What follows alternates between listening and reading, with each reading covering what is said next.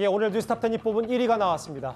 이재명 대표 또 오라니까 간다. 28일 출석하겠다. 사실 어제까지만 해도 이재명 대표 검찰 불출석 기류가 좀 강해 보였고 실제로 민주당은 대장동 특검을 하자 이렇게 맞섰었는데요. 오늘 이재명 대표가 검찰 소환에 응하기로 했습니다. 우리의 검찰은 질서 유지를 위해서 공정하게 권한을 행사하는 게 아니라 자신들의 사적 이익을 위해서 편파적으로 권력을 남용을 합니다. 없는 제도 만들고 있는 제도 덮으면서 사적 이익을 위해서 검찰권을 남용하는 일부 정치검찰, 국민이 지켜보고 있고 역사가 평가할 것입니다. 그럼에도 불구하고 형식적 권력을 가지고 그 권력을 행사하고 있으니 아무 잘못도 없는 제가 또 오라고 하니 제가 가겠습니다. 검찰은 정치보복, 사건 조작, 정적 제거하느라고 일반 형사사건 처리도 못해서 미제 사건이 쌓여도 아무 상관없겠지만 저는 국정 그리고 당무를 해야 되겠습니다. 이 많은 사람들이 어려움을 겪고 있는 그리고 수없이 많은 현안들이 있는 이 상황에서 주중에는 일을 해야 되겠으니까 제가 27일 아니고 28일 토요일에 출석하겠습니다. 그리고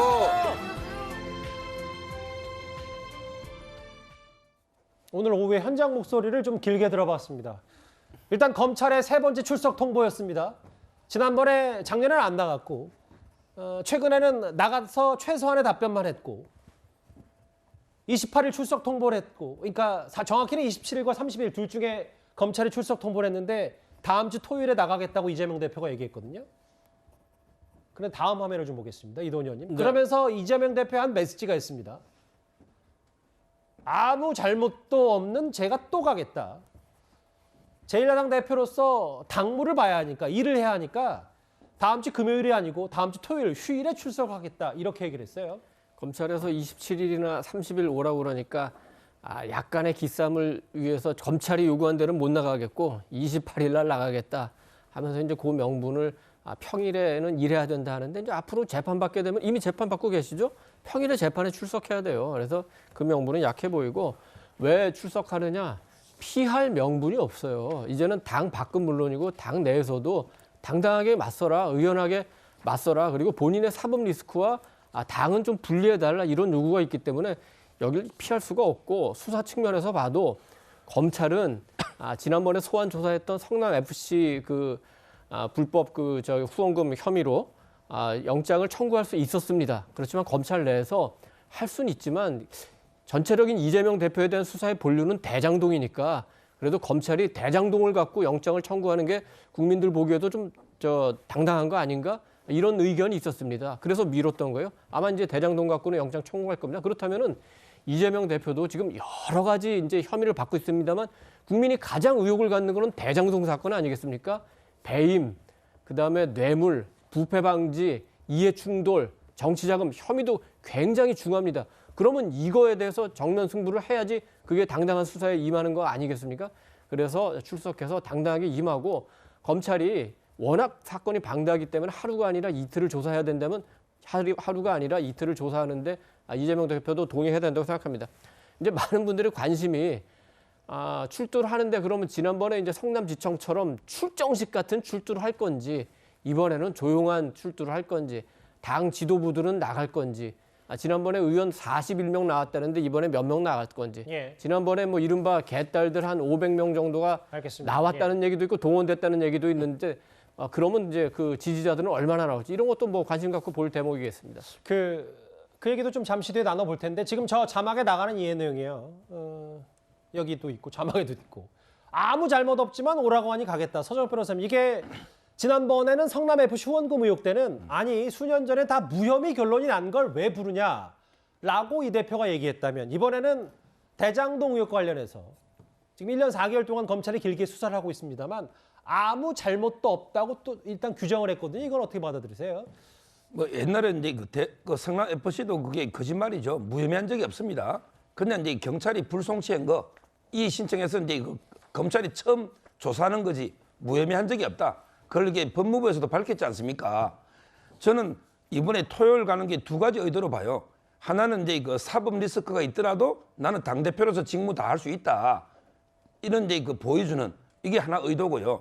두 번째는 이제 그 조사를 하루만 받겠다. 예. 평일이면 이게 두 번 부를 수 있지만 그럼 이게 주말만 하루 가면 다음 주 일주일 뒤에 토요일 또 부를 수는 없잖아요. 따라서 이게 그 내 마음대로 하루만 받겠다. 이런 이제 두 가지 저는 의도로 파악하는데 문제는 이제 자 그러면 이게 재판할 때도 판사인데 나 이게 토요일만 재판 받겠다. 이게 가능할까요? 그 불가능합니다. 재판 날짜는 이게 법원에서 평일날 정해서 이게 평일하지 토요일은 재판이 없습니다. 예.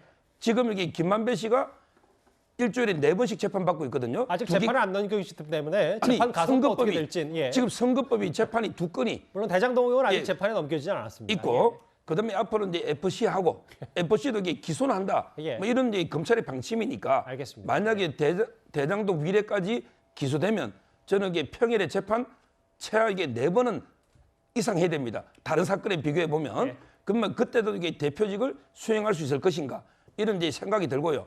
그다음에 두 번째 그 하루만 받겠다.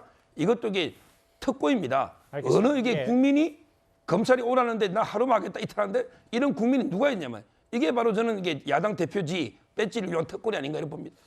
재판 얘기는 뭐 그때 가서 또 고민해 보도록 하고요. 아직 뭐 좀 먼 얘기 같기도 해서 이수훈 변호사님. 그런데 아까 서 변호사님이 지적했던 것처럼 원래 27일, 30일 주말 끼고 이렇게 좀 조사를 받으면 어떠냐. 왜냐하면 대장동 의혹에 검찰에 물어볼 게 많으니까.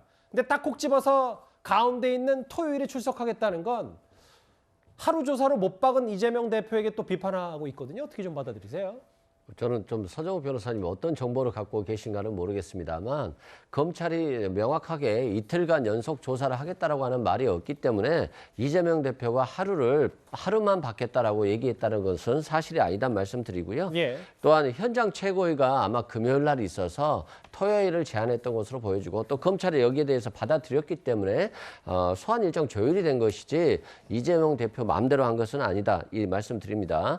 또한 이재명 대표가 야당 초유로 야당 대표에 대해서 건바이건으로 계속해서 부르고 있음에도 불구하고 자신이 명분을 가지고 자신의 사실관계를 적극적으로 소명하겠다라고 나가고 있기 때문에 여기에 대해서 비판하는 것은 결국에는 뭐 조사 받지 말라는 말과 같아서 그건 좀 부당하고 또한 본인이 2번이나 소환 조사에 응하고 있기 때문에 이제는 방탄 이런 방탄 프레임 주장도 그렇게 어울리지 못하다는 말씀 드립니다. 예. 또한 뭐 검찰이 소환할 수 있죠. 수사를 위해서. 그렇지만 너무나도 자주 부르고 모든 뭐 고발만 되면 모든 것에 대해서 압수수색과 전방위적 수사를 통해서 당사 본청까지 압수수색하는 어떤 이런 태도들을 봤을 때 정작 검찰이 편향된 수사를 하고 있지 않나, 정치 탄압적 수사를 하고 있지 않느냐에 대한 국민들의 의사도 충분히 있어요. 예. 그래서 이런 것까지도 좀 고려해서 검찰이 균형적인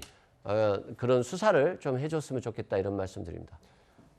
그리고요. 지난번 성남FC 후원금 의혹 이재명 대표가 성남지청 출석을 할 때 함께 가지 않은 의원들을 이재명 대표 강성 지지자들이 좌표를 찍듯 비판해서 논란이었는데 이번에는 이재명 대표 혼자 나가겠다고 했습니다. 오늘 이 자리는 역사에 기록될 것입니다. 답을 정해놓고 있습니다. 답정 기소입니다. 그거는 누구나 다 아는 사실입니다. 기소를 목표로 두고 수사를 맞춰가고 있는 것입니다. 결국 진실은 법정에서 가릴 수밖에 없게 될 겁니다.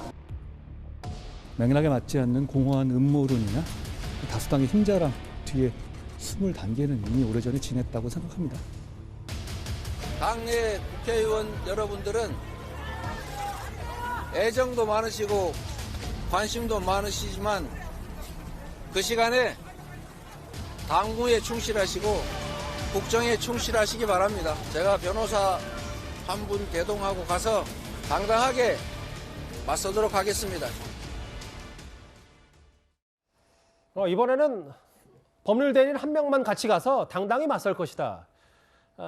당내 의원분들 본인에 대한 뭐 걱정, 애정 많겠지만 그 시간에 일 열심히 해달라.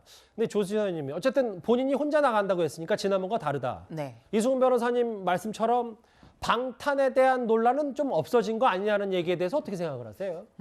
글쎄요. 그렇다면 지난 10일도 혼자 가는 게 맞았죠. 왜냐하면 지금 대장동 부패 게이트라든가 성남FC 후원금 유용 사건 같은 경우는 모두 더불어민주당하고는 관련이 없어요. 하나는 경기도지사 시절이고 또 하나는 성남시장 때 일입니다. 모두 과거에 이재명 대표가 자치단체장을 할 때이기 때문에 더불어민주당은 아무런 관련이 없습니다. 그런데 지난 10일 출석 당시에는 41명 의원들이 에워싸고 뭐 안개꽃도 들고 퍼포먼스를 했잖아요. 마치 대선 출정식 같이.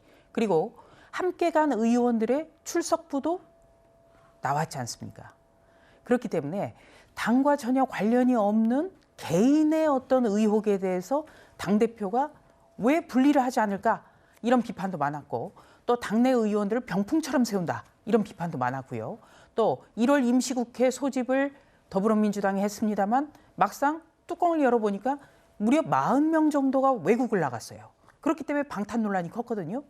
이번 같은 경우에는 그래서 여러 가지 그런 그 비판을 좀 인식하고 변호사와 함께 간다. 이렇게 결론이 나온 것 같습니다. 예. 그리고 또 한 가지는 이 성남FC 사건과 관련해서도 또 모든 의혹과 관련해서도 항상 이재명 대표는 성남 시민들에게 이익을 몰아줬다라고 얘기를 해요. 그렇다면은 검찰 조사에서 그런 의혹에 대해서 해명하고 사실이 아니다라는 것을 더더욱 입증해야 됩니다. 변호사 한 명만 대동하고 당당히 맞설 것이다. 일단 다음 주 토요일에 누구와 어떻게 나갈지도 오늘 이재명 대표가 밝혔습니다.